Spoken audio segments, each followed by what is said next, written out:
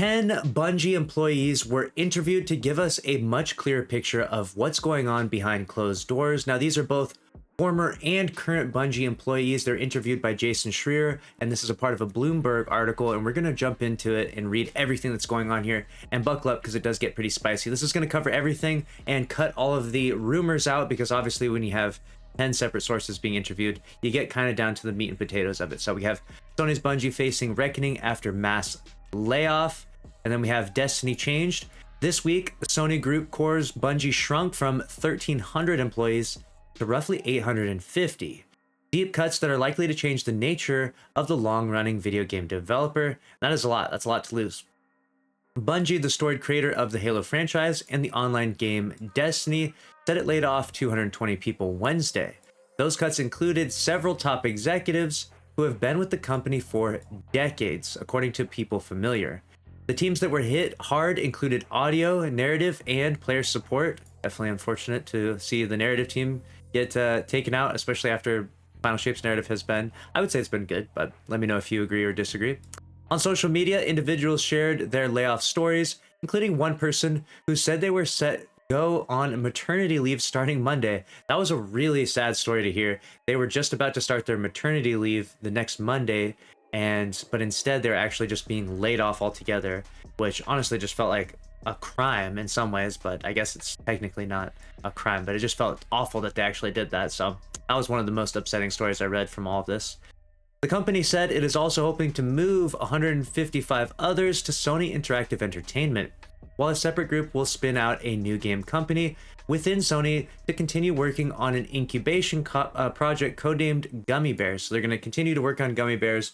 What they're doing is they're just taking a portion of the studio and they're going to create their own entirely different separate studio that's not Bungie, and they're going to continue to work on this project called codename Gummy Bears, and we'll see what this ends up amounting to. We still don't entirely know. This is the second layoff in less than a year for the revered game studio, which was founded in 1991 and has created two of the industry's biggest franchises in Halo and Destiny. But ambitious growth and some big misses led Bungie to lose money over the last 2 years, forcing the developer to cut costs, freeze salaries, and shed hundreds of workers.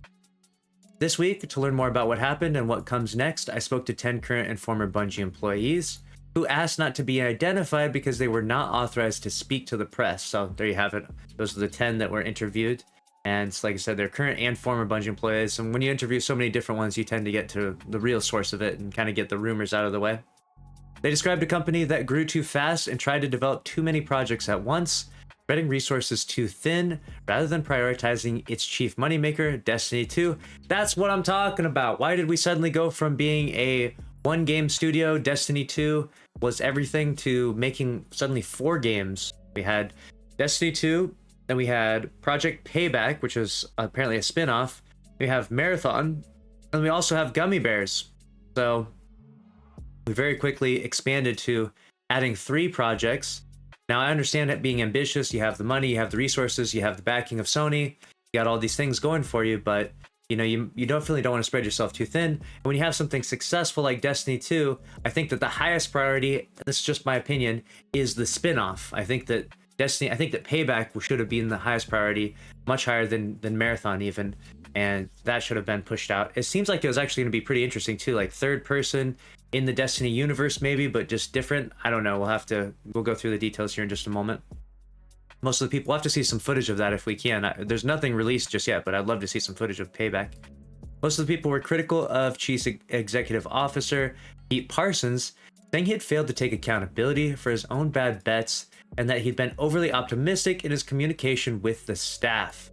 Some said Pete Parsons and other company leaders spoke of Bungie Magic, a confident mantra similar to ones preached by other elite video game studios, that they can make anything work out. So they're basically saying that they have that magic touch that if Bungie works on something, that it becomes successful. Now, obviously, when you have such immense success like Halo, and then you're able to replicate that in an entirely new genre with Destiny 1 and Destiny 2, you start to feel untouchable, or that you can continue to make things happen. And to be fair, I do think that there is some Bungie magic when they actually have their core studio, whoever the ones that are making Destiny 1 and Destiny 2, I think that the core group there that worked on that definitely have made some magic.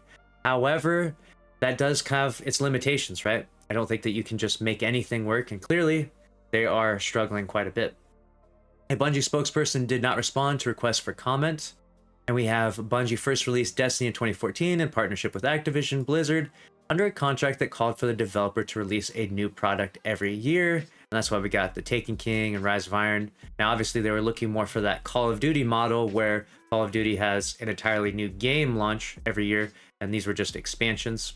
Full games alternating with expansions, but the schedule proved untenable for Bungie, which cut ties with Activision in 2019, largely so it could continue updating Destiny 2 rather than start from scratch with another sequel. Since then, Bungie has transformed Destiny 2 into a live service game, updating it with new content and regular expansions.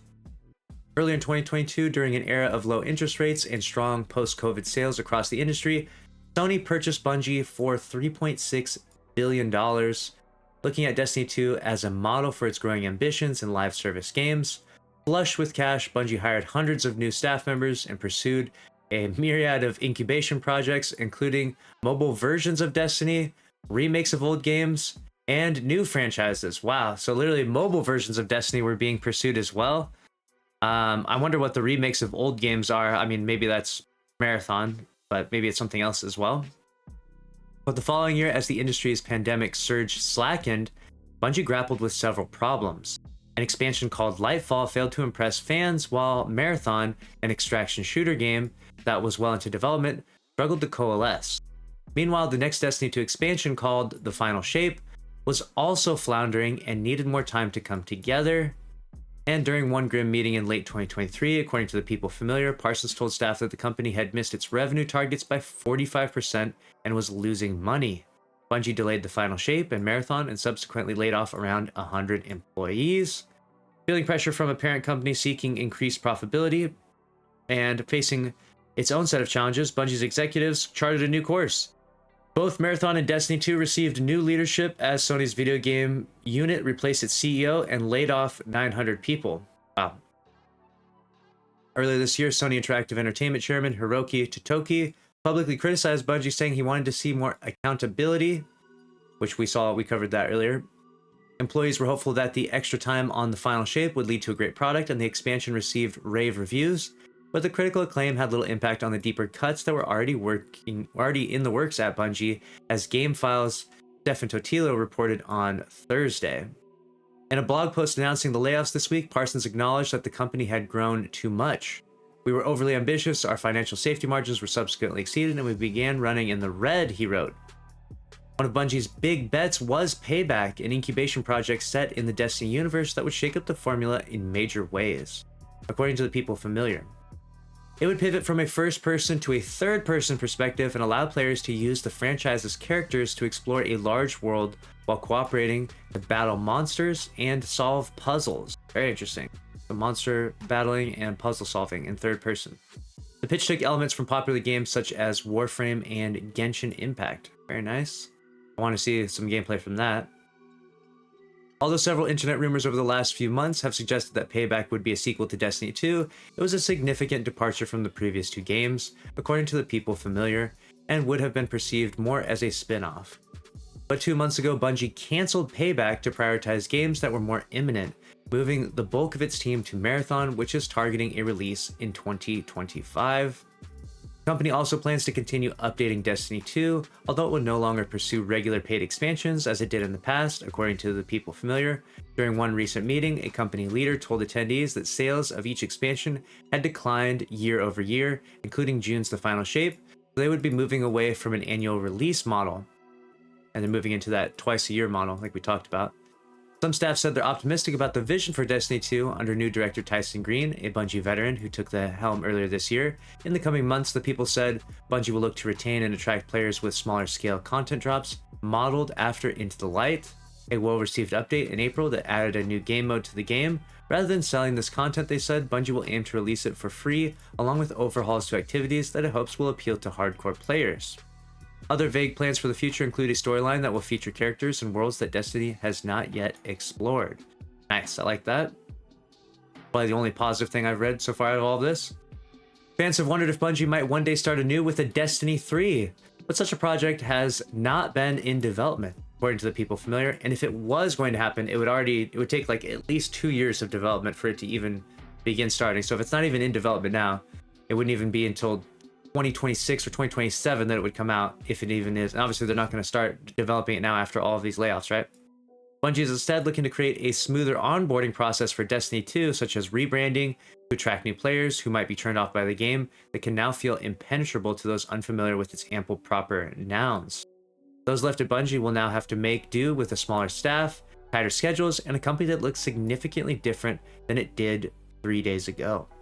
Longtime veterans Luke Smith and Mark Noseworthy exited this week, according to the people familiar, as did several other top leaders, leaving lingering questions about the future of decision-making at Bungie. Bungie staff who lost their jobs are receiving packages that include at least 3 months of severance and health benefits, said the people familiar. But just like last year's layoff, anyone who received stock from the Sony purchase that has not yet vested will watch it disappear. Another painful twist for the turbulent acquisition. So there it is. That's everything covered by Bloomberg. Now we get a much clearer picture of what's going on. A lot of crazy stuff, a lot of turmoil, but it should be said that this isn't just the immediate death of Destiny 2. I know a lot of people really go quick to the doom and gloom type of narrative and stuff. Obviously, downsizing is not a goal that you have when you're building your game or building your studio, but it is an unfortunate reality when you're just not meeting those revenue marks. As we talked about before, Lightfall actually sold more copies than the final shape. And is that because the final shape wasn't as good as Lightfall? Certainly not. I don't think anyone would argue that.